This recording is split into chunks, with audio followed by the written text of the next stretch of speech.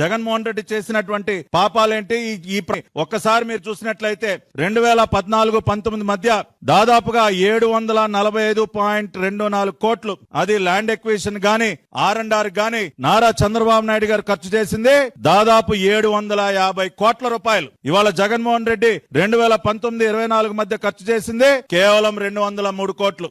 ఎక్కడ 750 కోట్లు, ఎక్కడ 203 కోట్లు? ఇవాళ మీరు క్రెడిట్ చోరీ గురించి మాట్లాడుతూ ఉన్నారు. అదే విధంగా ఆనాడు జగన్మోహన్ రెడ్డి GMR కంపెనీ దగ్గర నుంచి బలవంతంగా వాళ్ళని బ్లాక్ మెయిల్ చేసి వాళ్ళని బెదిరించి తన రియల్ ఎస్టేట్ వ్యాపారం కోసం 500 ఎకరాల భూమిని వెనక్కి లాక్కుంటే ఇవాళ ఆ భూమిని కూడా మళ్ళీ తిరిగి రీస్టోర్ చేస్తూ తిరిగి మళ్ళీ ఆ ఎయిర్పోర్ట్ నిర్మాణానికి కేటాయిస్తూ నిర్ణయం తీసుకుంది నారా చంద్రబాబు నాయుడు గారు. ఇవాళ భారతదేశంలోనే కాదు ప్రపంచంలోనే అత్యంత పెద్దదైనటువంటి maintenance, repair and overhaul MRO అంటే ఏంటో తెలుసా నీకు జగన్ రెడ్డి? నీకు కనీస విషయ పరిజ్ఞానం ఉందా? Maintenance, repair and over hall దాని యొక్క ప్రాముఖ్యత ఏంటో నీకు తెలుసా? అటువంటి వరల్డ్స్ లార్జెస్ట్ MRO ఫెసిలిటీని భోగాపురం విమానాశ్రయానికి తీసుకొచ్చింది నారా చంద్రబాబు నాయుడు గారు, ఆనాటి civil aviation minister Ashok Gajapathiraju గారు. దాన్ని తీసుకురావటమే కాకుండా మొన్నటికి మొన్న నారా లోకేష్ గారు ఇక్కడ ఒక ఏవియేషన్ అకాడమీని మనం ఏర్పాటు చేస్తే బాగుంటుందని అడిగితే అశోక్ గజపతిరాజు గారు పెద్ద మనసుతో మళ్ళీ ఆయన మాన్సాస్ ట్రస్ట్ ద్వారా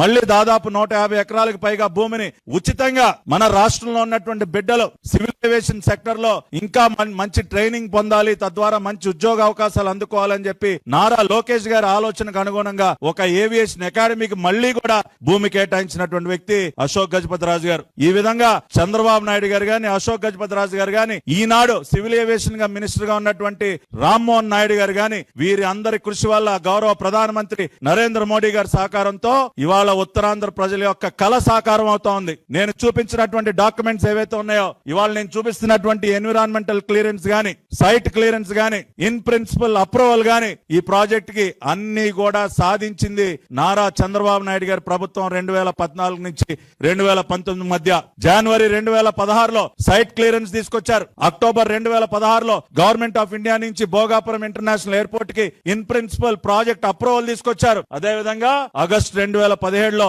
ఎన్విరాన్మెంటల్ క్లియరెన్స్ తీసుకొచ్చారు. ఇవి కదా కావాల్సింది. ఇవి లేకుండా ప్రాజెక్ట్ అనేది ముందుకు కదులుతుందా? ఒక ఎయిర్పోర్ట్ నిర్మాణానికి కావాల్సినటువంటి అన్ని అనుమతులు including clearance from ministry of defence దగ్గర నుంచి క్లియరెన్స్ కూడా తీసుకొచ్చింది నారా చంద్రబాబు నాయుడు గారు. ఇంకా ఏంటా మీరు క్రెడిట్ చోరీ గురించి మాట్లాడతారు? ఇవాళ ఇన్ని చూసిన తర్వాత ఎవరైనా సరే ఏం చెప్తారు?